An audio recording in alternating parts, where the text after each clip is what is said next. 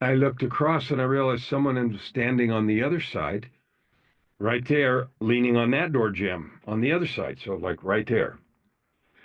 And he looked at me and he said, "Do you want to come home?"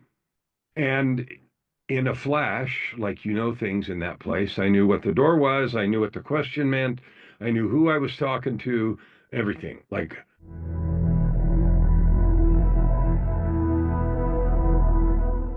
hello, I'm Kellen Flukiger, and I'm grateful to be here on the Life After Life NDE podcast. Grateful to be asked to share the extraordinary experience I had with you, and grateful to you guys who are creating this podcast, because doing a podcast is a labor of love and it takes a lot of work. So I have a lot of respect and honor for those that do these kinds of shows. So thank you. I had a 30-year career from 1977 to 2007 in the energy industry, and I had lots of positions in the United States and Canada. And I was, quote, a successful executive, but behind the scenes, my personal life was not very happy. I had several failed relationships. I had drug problems. I had all kinds of negative stuff that was going on. And in 2007, after 30 years in that business, from the outside, I looked very successful, but behind the scenes, I was a wreck, a train wreck waiting to happen.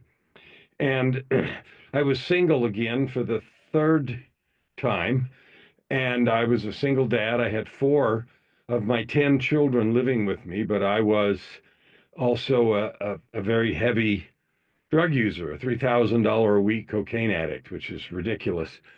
And I was making enough money that didn't matter. So I was a high functioning train wreck. And in August of that year, of 2007, I came home from work one day, and like I said, I had four kids living with me, and they were all teenagers. Three were grown up and married, and three were living with one of my ex wives, which sounds bad, but they were, meaning one of my exes. But anyway, so I came home from work on a Friday night, and I was going to go out and party for the weekend.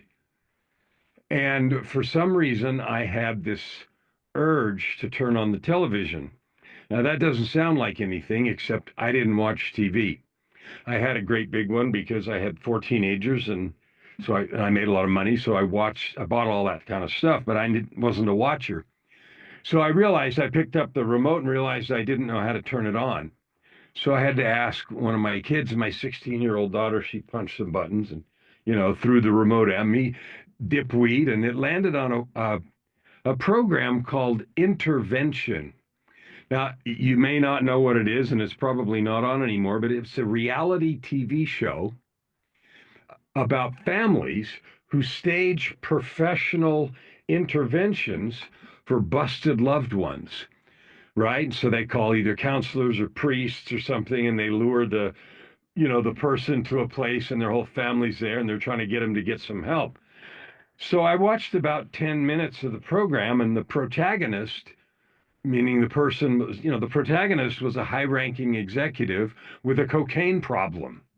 So I watched about 10 minutes of my life on television, and I said, yeah, I'm not watching this crap. So I turned it off and I went and did something else. And a little while later, I was ready to go. I was going to go somewhere for the weekend, and I felt absolutely compelled to turn the TV back on. So I did. And this time I knew how. And that show started over. And I didn't have a recorder, and it wasn't on the schedule. And no, it can't do that. I understand, but it did. So it freaked me out, and I watched the program, and it went badly. The guy swore he didn't have a problem. He yelled at his family, he stomped out of the intervention and left. But just watching that whole thing, it freaked me out. So instead of going out to party, I went to bed. When I went to bed, I went to hell. And what I mean by that is I went somewhere, it felt like I was out of body in a dark room like a theater, and I could see a stage. And the scenes on the stage were all scenes from my life, and they were all focused on suffering. And it started when I was young. When I grew up, I had a lot of physical abuse, you know, a lot of beatings and that sort of stuff. And that left me with depression all my life, which I'd never treated, which is one of the reasons I had the disaster of a roller coaster of life that I did. But anyway, so all the scenes were suffering, the suffering that I had experienced as a kid, up through the suffering that I had caused as a drug addict and a liar and a lousy partner and all that kind of stuff. And it went on for a really long time watching these scenes, and to watch them was terrifyingly painful. It was so painful, I can't even describe it. It was agony. After a long time, I heard a voice kind of over my right shoulder say to me, "It is enough." Just like that. So I woke up and I was uh, really disoriented for three reasons. One, I was like upside down and backwards in bed, and two, the sheets were completely soaked, like you could wring them out. And I could assume only that it was the intensity of the experience that caused my body to sweat that much, although I can't imagine how you could lose that much water because you could literally wring them out. But the thing that really freaked me out was the sun was shining in the window, and the windows faced west. So I got up and realized it was 5 o'clock Saturday afternoon. So I'd been somewhere for 18 hours. And I sat on the edge of the bed and I thought, wow, I realized I've been invited to change who I am, who I'm being. I've been invited to change my life. I didn't have any idea how to do anything. I'd never gotten any help before. I'd never talked to anyone. My family had long since disowned me, so I was completely alone. I mean, I had kids, but I had no one in my life to talk to or anything else. But what I knew is I'm done. I'm done with that life. I'm going to do something different. And so I threw away about $1,000 worth of drugs that I had laying around and I quit. Now, the reason that background is important is because for the next 11 years, from 2007, when that happened, to 2018, the first 2 or 3 years I spent getting a lot of professional help and going to rehab and, getting myself squared away. And then I started working on trying to figure out what I was going to do. And I had this yearning to be of service, to help people like learn the things I was learning and learn the truth of you can like transformation and all those buzzwords.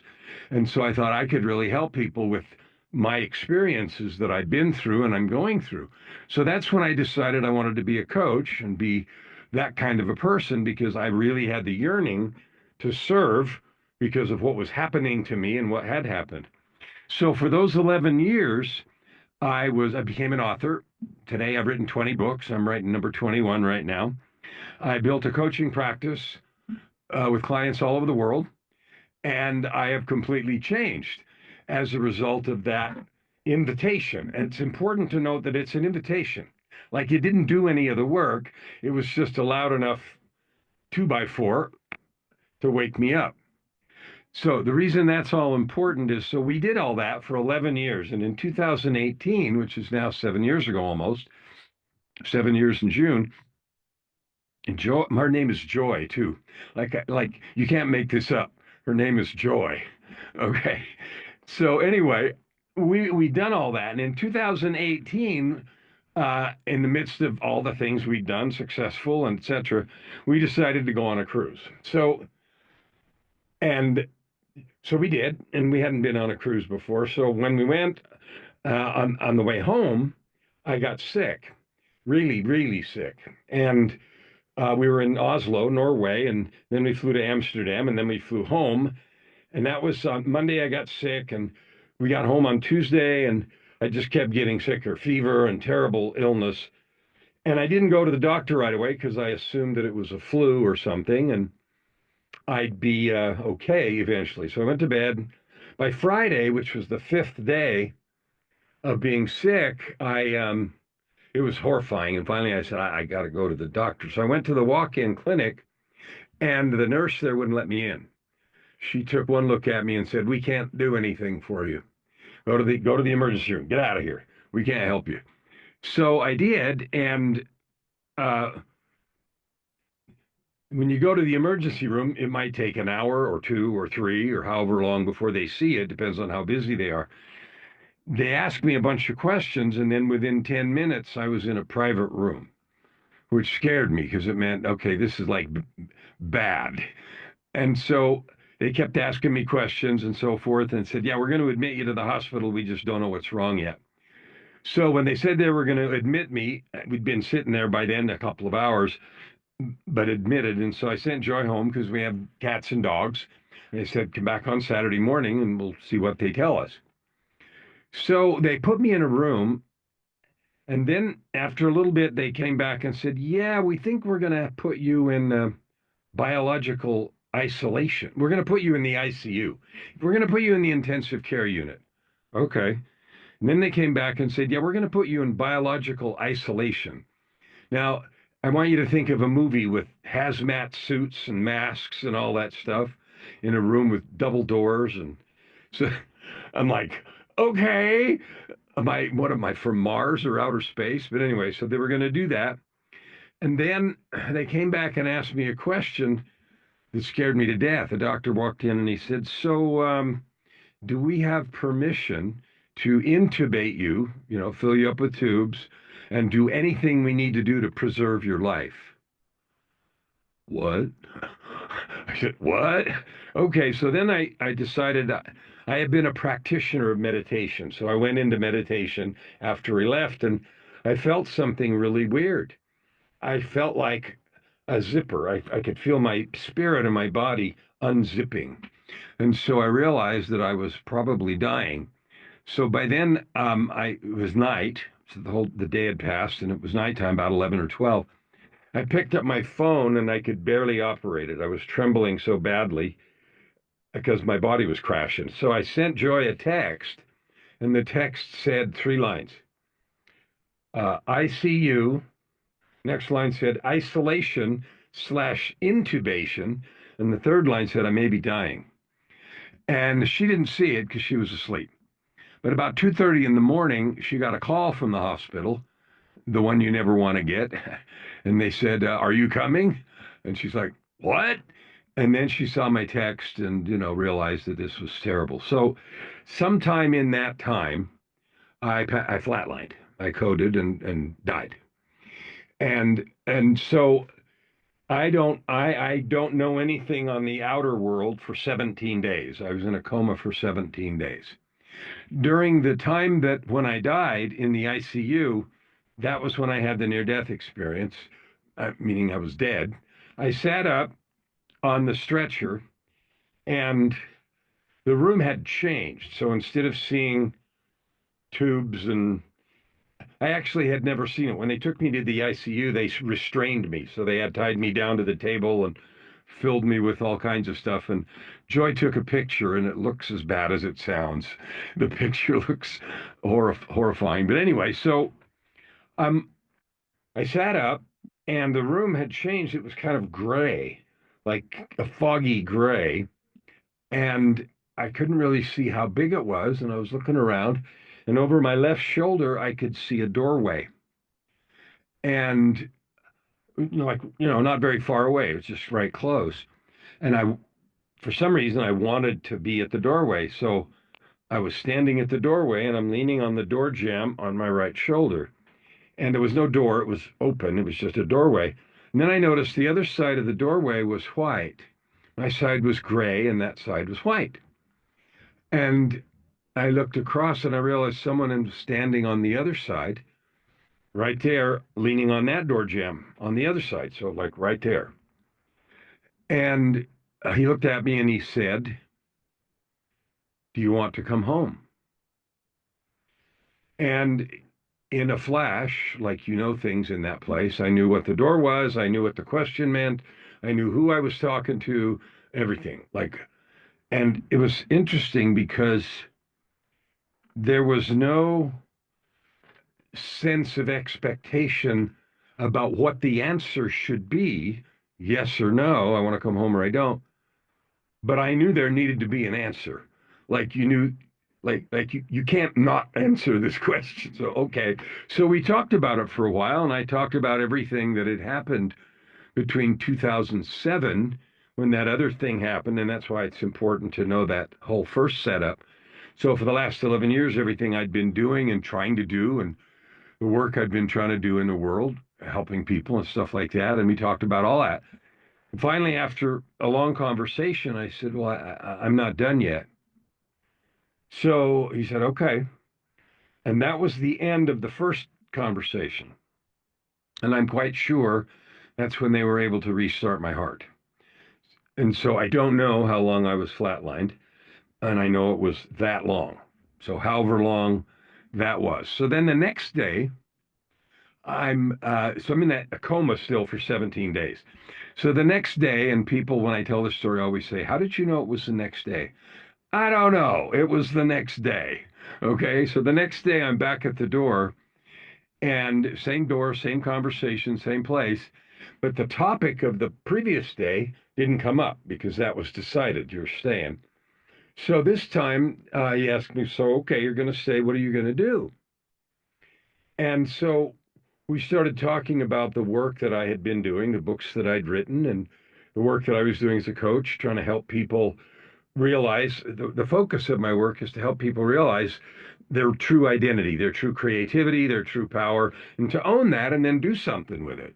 Like act differently in the real world as a divine being, not addicted to mediocrity. So that's kind of the work that I do with people, and it's very, very successful, and I have a lot of really good clients. But anyway, so we talked about that and what I had been doing, and I wanted to do more of it and so forth. And then I had and we had, just a conversation about it for a while. And then I had a really interesting experience. And that was, I don't know if you've ever seen the movie, it was made in the 90s, so 30 years ago, Contact. And it's a movie with Jodie Foster, and it's about aliens that beam instructions to Earth, and they build a weird spacecraft, and it's about first contact with otherworldly things. Anyway, if you haven't seen it, it doesn't matter. The reason I refer to it is because there's a scene in there after they build this machine where the star, Jodie Foster, she's taken off through the universe in a tour of like everything. And it's intense and it's fast, and my experience was like that. I felt like I was being whisked around the universe and beholding incredible glories and power and light. And I don't even have the ability to describe it. And it went on for a long time. And I had the sense that if I hadn't been in some kind of a protective bubble, I would have been incinerated in an instant, just with the level of, the glory and light and power that I was seeing. And it went on for a long time. And it's difficult to describe other than light, infinity, just stuff everywhere, and the infinite power and glory and stuff we can't even begin to describe. But anyway, that went on for a long time. It felt like a long time.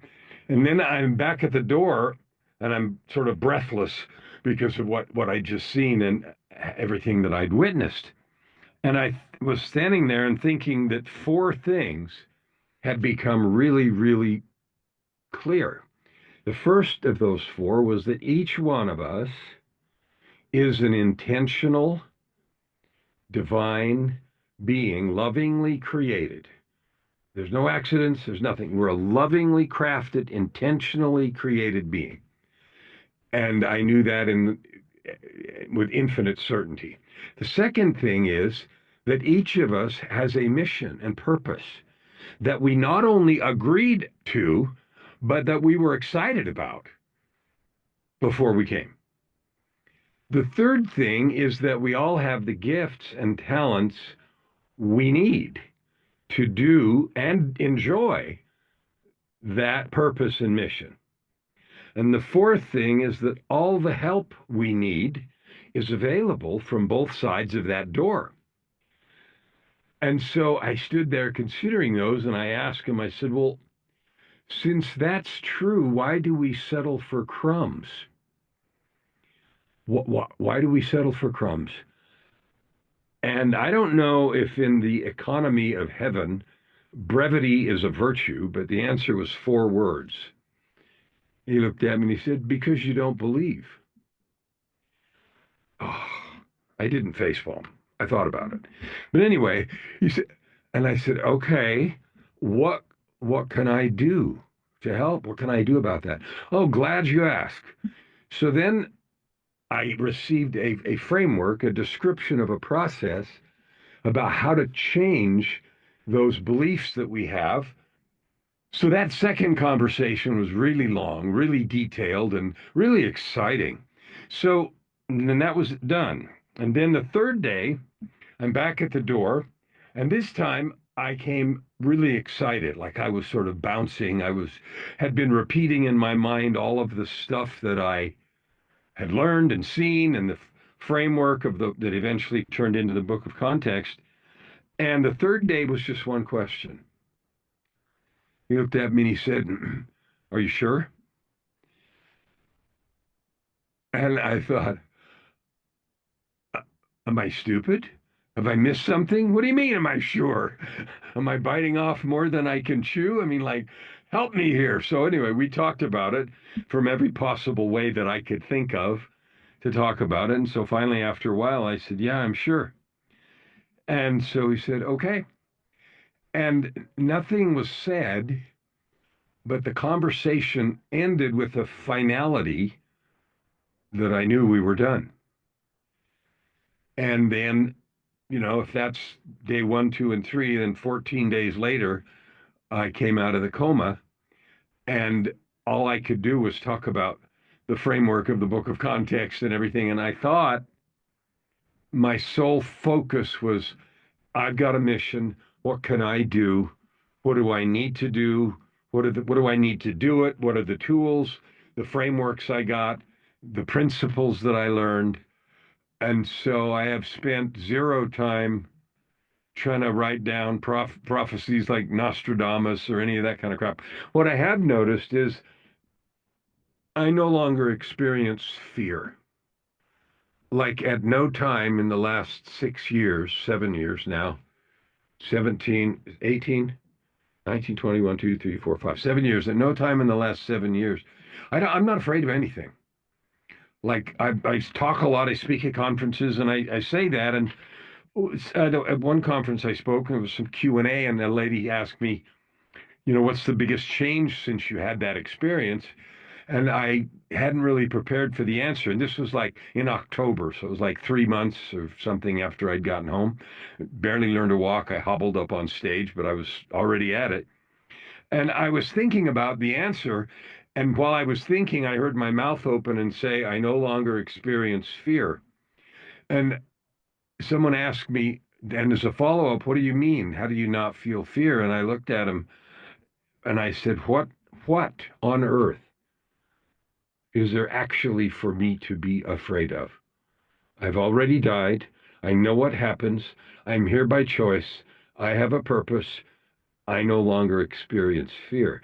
And with the lifting of that emotion and burden, that means every day is fun, every day is joyful, every day is committed. And when things don't go the way I want them, I don't even care. It's like, okay, this happened. What can I do now with what is? So that is a change. I'm not afraid. I don't experience worry or fear or concern about what anybody thinks or any of that kind of stuff. I'm here doing what I'm here to do, and that's all. I think the whole experience, all right, the question is, does God test us? And I don't think that God runs around looking for ways to make me or you or any of us miserable. I don't think he says, well, I think I'm going to, smash you over the head today. I think that what I know, I don't think anything. We are divinely, lovingly crafted beings. And what I know is the growth doesn't happen without resistance. And here's what, if you think about going to the gym and lifting weights, like there has to be resistance. Spiritual growth is the same. So the world is set up so that there's plenty of resistance, plenty of opportunities to use our choice, our freedom, our agency in good ways and in stupid ways. And when we use them, or other people do stupid things, somebody runs a red light and hits me, or whatever, though that just the setup itself causes all the challenges we need. And God doesn't protect us from those because the point is to give us the opportunity to show both us and our Creator who we choose to be. It's easy for us to say, well, I'll be loving and I'll be kind. But when we are tested, not because God throws us into a bad thing, but because just stuff happens. The world happens. It rains, it snows, people drive crazy, somebody drives drunk and runs into people, people start wars. Like all this stuff happens. And the only thing that matters is what we choose to do. This goes back to your question earlier about predictions. It doesn't matter what happens. It really doesn't. And here's why I say that. You and me and each of your listeners, we're going to live 50, 60, 70, 80, 100 years. We're going to live that long. And everything that's going on before us and after us and all around it, it doesn't matter. What matters is what we choose to do in the circumstances we're in, because those choices is what shapes who we are. And if I'm born in a poor place and I struggle to eat, then I have choices about that. If I'm born in a wealthy place and I don't struggle to eat, but I'm a bad example of a human being and I treat others poorly, what I've made is a selfish, an inconsiderate, not loving person. The fact that I wasn't hungry and I didn't have to struggle for food doesn't change anything. I could be born in a poor place. I mean, I've been through bankruptcy and a bunch of personal challenges too in my life. And so I've had some of those things, but I've never been starving. But our choices when those challenges come is what decides who we are. So, in that sense, it doesn't really matter what goes on around us.